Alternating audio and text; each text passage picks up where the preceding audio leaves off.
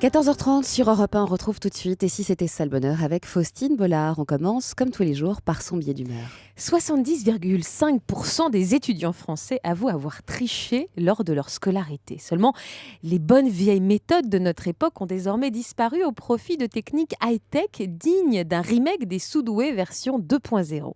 De mon temps dans ce domaine, il y avait plusieurs classiques. Cacher quelques dates dans un papier au fond de sa trousse chapelier en forme de petite valise, coller une anti-sèche au dos de sa calculatrice Casio FX82B, ça va peut-être rappeler des souvenirs à certains, c'était la classe d'avoir la 82B. On notait quelques équations sur une gomme qu'on frottait après jusqu'à l'épuisement pour effacer toute trace du délit. On notait quelques formules de maths au creux de sa main en espérant ne pas trop transpirer avant le petit examen.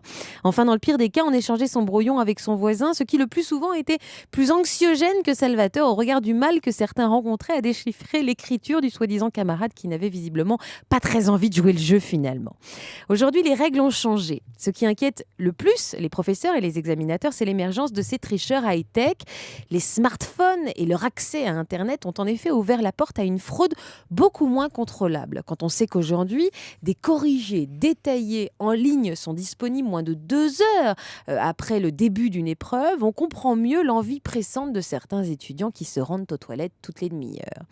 Les maîtres en matière de tricherie électronique restent les Chinois. Écoutez bien, ils ont des lunettes équipées d'écouteurs, des montres capables de recevoir des messages.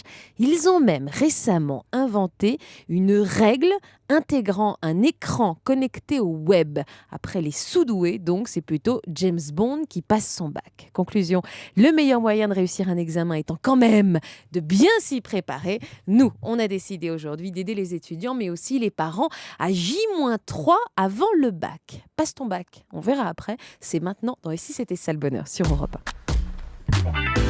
Europe 1. 14h30, 15h30, Et si c'était ça le bonheur? Faustine Bollard.